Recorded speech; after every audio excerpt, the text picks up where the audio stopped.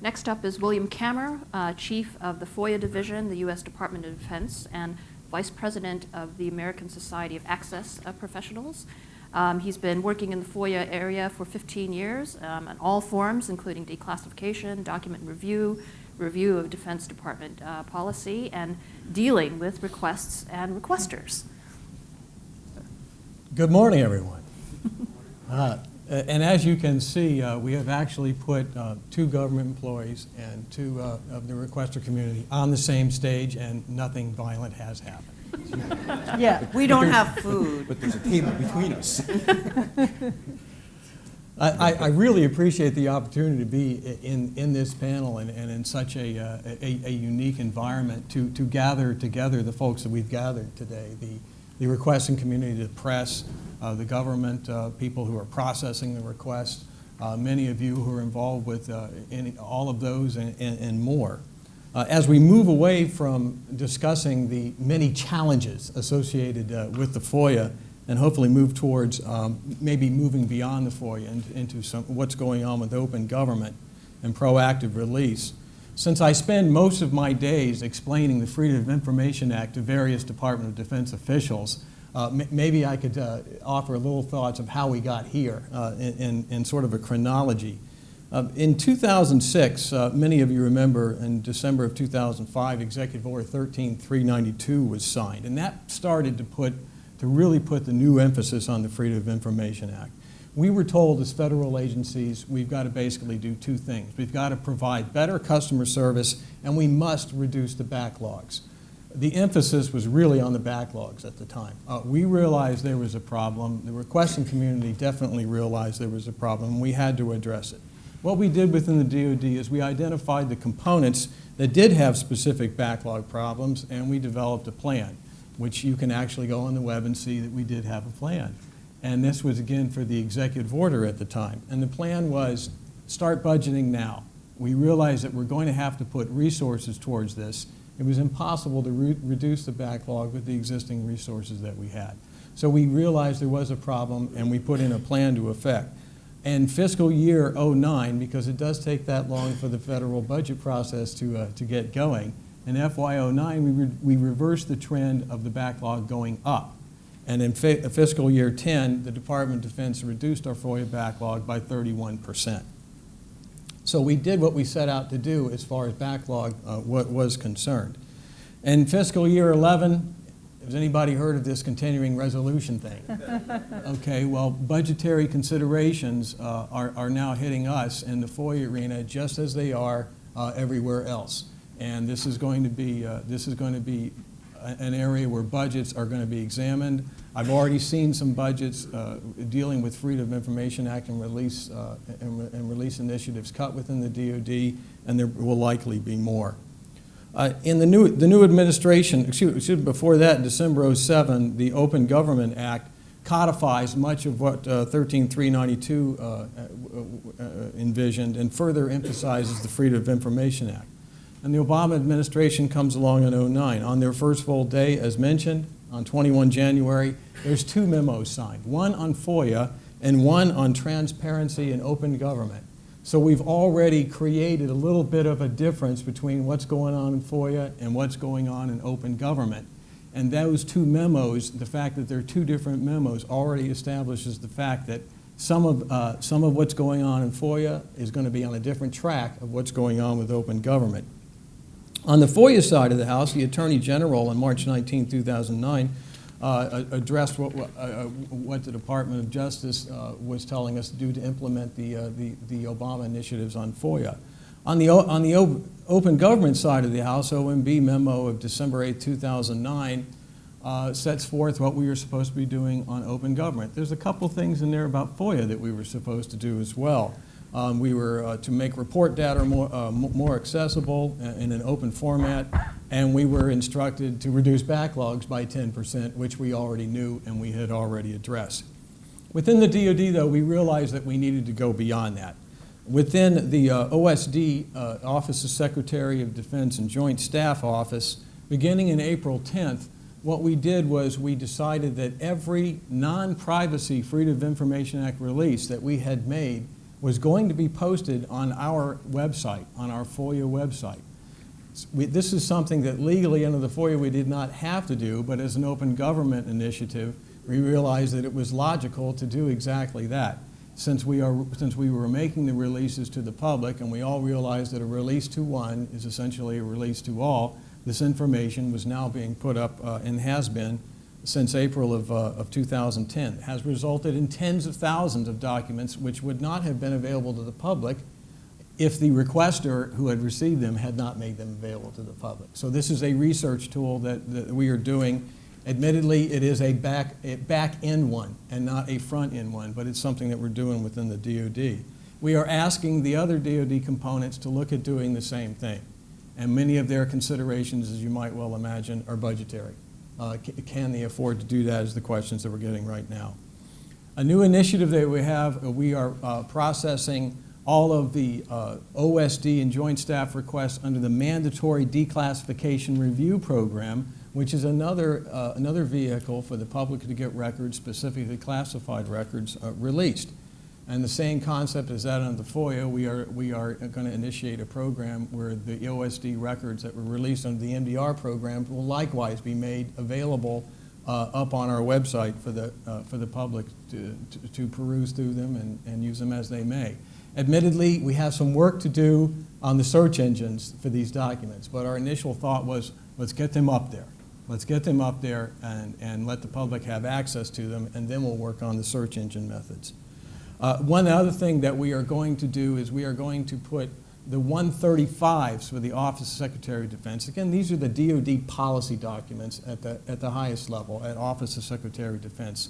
What's a 135? It's a document that details what we have accessioned to the Washington National Records Center, and it lists specific files that are now residing at the Washington National Records Center. And we are going to put these up on a website as an aid to the FOIA requesters so that they can ask for specific files instead of give me everything on everything, which is what we all too often see on our side of the fence. So we can look forward to the 135s and being up on the website. And my thanks to the folks from the National Security Archive who in a panel just like this one made such a suggestion. And I said, this sounds like a good idea. We need to look into doing that. So there's a benefit right there of us talking, getting together and having discussions like these. Open government and FOIA in many agencies, to include the Department of Defense, are initiated by different offices. So the office that is implementing the Freedom of Information Act, especially in the bigger agencies, is likely not to be the office that is implementing open government. However, the people that are reviewing documents for the agency are likely to be the same people, whether they're reviewing them for open government, for Freedom of Information Act, for mandatory declassification review, for you name it. They're likely to be the same people because those are the subject matter experts. And within the Freedom of Information Act arena right now within the DoD, we processed about 75,000 requests under just the FOIA in FY 2010 to the tune and the cost of about $92 million. That is what we are, and I think that's a little low, Miriam. It's probably a lot more than that. But $92 million, probably more, that is what we have to do to reduce the backlog by the 31% that we did within the Department of Defense. And those resources are likely to be cut under continuing resolution initiatives. Some, as I said, some have already been made and some on the way. Some suggestions for the media. I think we all realize that the FOIA has proven not to be the most expedient way of getting documents, particularly for the media. And realize that the agencies are being bombarded for requests from, and I have just a partial list here, from standard media, public interest groups, Congress, inspector generals, internet bloggers of every shape and size, watchdog organizations, commercial entities, and oh yes, John Q. Public. All of these entities, government and private, academic, otherwise, they're all asking for information under various programs. The way forward does appear to me to be through proactive release of information, specific information determined to be of interest by the media and others in the public. One suggestion, and that information, if it somehow could be communicated to the agencies exactly what it is, if it's calendars, so be it, rather than asking for it continually under the Freedom of Information Act, perhaps we can look at publishing calendars on a proactive basis. One suggestion is to potentially look at codifying these specific areas of interest as additions to sections A1 and A2 of the Freedom of Information Act, which already exist as law. And these sections, A1 and A2 of the FOIA, are already agencies to proactively post information such as, and a few of them are substantive rules and statements of general policy, statements of policy and interpretations adopted by the agency that are not put in the Federal Register, manuals and instructions to the staff that have an effect on a member of the public. That type of information is what we as agencies are supposed to be putting up before it's ever asked for under the Freedom of Information Act. So to conclude, I think we all realize that the FOIA is not the most expedient method of receiving information. It is, however, what we have as the viable tool for processing requests for information that is legally enforceable. And that maybe the time has come to go beyond the FOIA in this information age that we find ourselves in, to look beyond the Freedom of Information Act and look towards proactive disclosure. And again, I thank the invitation. I thank you for inviting me, and look forward to hopefully many more such discussions. Thank you very much. Next is Miriam Nisbet, the Director of the Office of Government Information Services, which is the federal FOIA Ombudsman. She's been in this job for 18 months as the creator of this office. Prior to coming to this position, she was at UNESCO in Paris for 2 years and has had over 30 years of experience working in the information access area. Thank you. Thank you, Irene. Good morning, everyone. I'd like to maybe pick up a little bit from Will's last comment, jump on that as a segue to talking a little bit about how FOIA works. I think that both Sarah and Gary, too, have noticed and commented on how far we have come, but also how far we need to go, particularly with the proactive disclosures. Will, I think, gives us some real concrete examples of, for example, what the Office of the Secretary of Defense is doing. But we really do have a long way to go with that. I think one problem that we face, and I think conferences like this are very helpful, in figuring out what exactly it is that's wanted, what is needed, what should agencies be putting out there. When agencies, government agencies, are thinking about proactive disclosure, they are very much focused on mission-related documents, and maybe not so much the accountability artifacts, as Sarah calls them. And they're also very much focused on what they're doing internally, whether they're doing within the agency walls or what they're doing working with other agencies. And they're not necessarily focused on or thinking about that outside view. So one thing that we can do today is to begin to talk about some better ways of determining what it is that we should be putting out there. But regardless, no matter how well we do this, FOIA is not obsolete. FOIA is not an anachronism. It really remains a very, very important way for the public to let government know what it is you're interested in, and perhaps focusing the mind a little bit better on what could be those accountability artifacts. FOIA, of course, has been with us for nearly 40 years now. The U.S. law is one of the oldest in the world.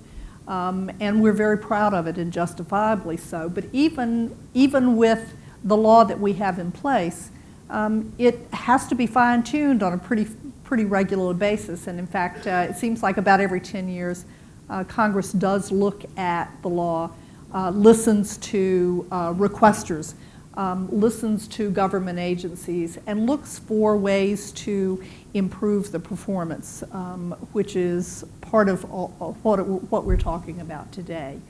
The most recent changes in 2007 that Will mentioned really, I think, sort of fall into two categories. One, there were some technical changes, some changes to address some of the issues related, for example, to fees and time limits. But there were other changes that I would characterize as more a culture change. And they very much fit into this continuum that Will talked about of looking at and considering better ways for Foia to work, but also really focusing particularly on customer service, for example, on making the process less adversarial. Certainly that's what Congress had in mind when it created our new office, the Office of Government Information Services.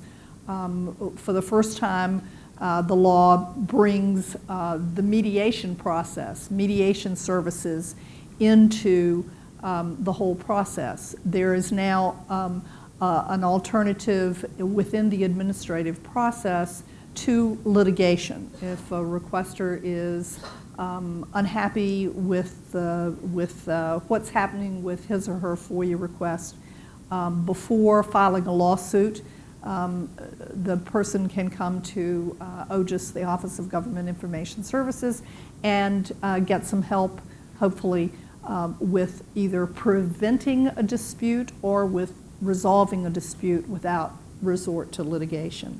The law also created new positions statutorily, the Chief Foia Officer and the Foia Public Liaison, with a focus on bringing responsibility for Foia to leadership of the agencies as a distinct responsibility, for having a person designated, in this case the Foia Public Liaison, to really be the point person for customer service and working, interacting with the requester, dealing with the scope of the request, and to assist in resolving Foia disputes. Those lines of communication that Sarah talked about are really critical, and we are certainly seeing that after only 18 months of operation. We are seeing that those channels of communication can make a huge difference.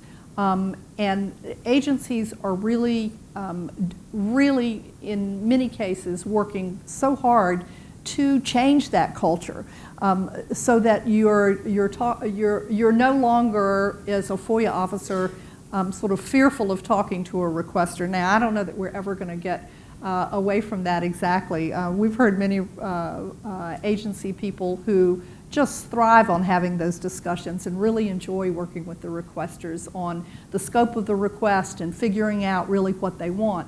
But there are others who say, well, if I call the requester, he's just going to ask for more, or ask me a question that I can't answer. So we're working, on trying to give people the tools to feel more comfortable with having those kinds of conversations. So those culture changes I really think, cannot be overestimated. The importance of the changing the attitude about who owns the records, and trying to improve that bit of the process. But I'd also like to ask you all to think today about some other changes and that we can possibly consider.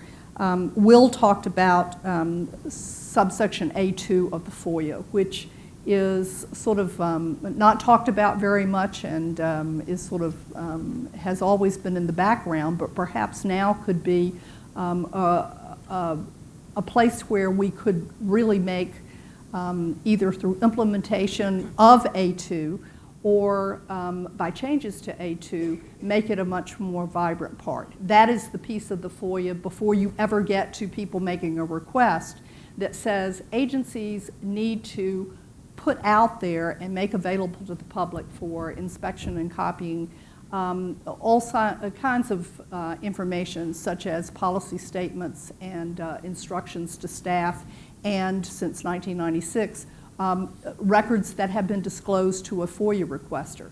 The law right now says 2 or more are records that an agency thinks are going to become the subject of subsequent requests. But I think agencies now are looking more and more at, well, if we can do it, why not just put, as soon as we release to one, put it up there, post it on the web, and it'll be available for anyone. And that is a good way of doing it. Gary and Sarah suggested some standards for documents that could be universally disclosed, and having a way for agencies across the board to be releasing the same kinds of things, whether it's government contracts or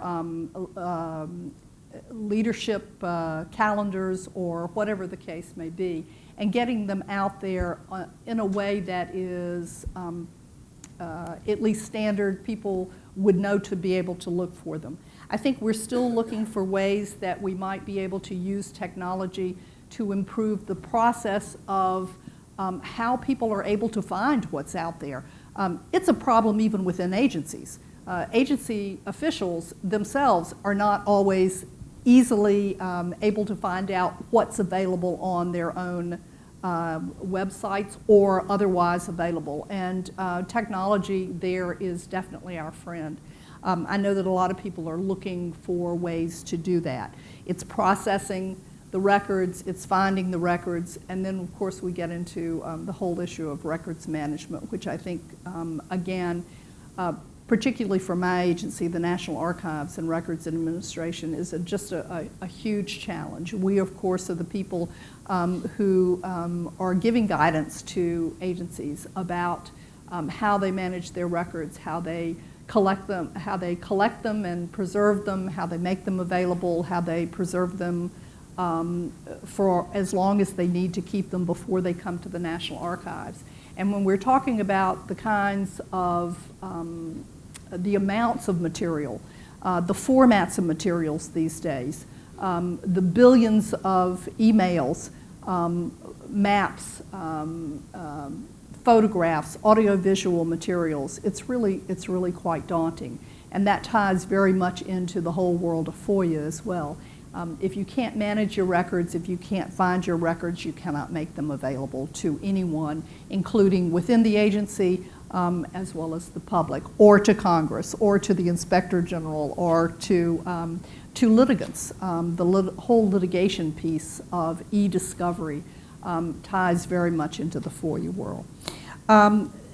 So I would like to think that we may walk out of here today with some ideas about better ways to identify records that the public really wants, better ways to improve the process, better ways to open up the channels of communication, and as my other 3 colleagues on the panel have said, really embedding openness into the way government operates and doing it in a collaborative fashion.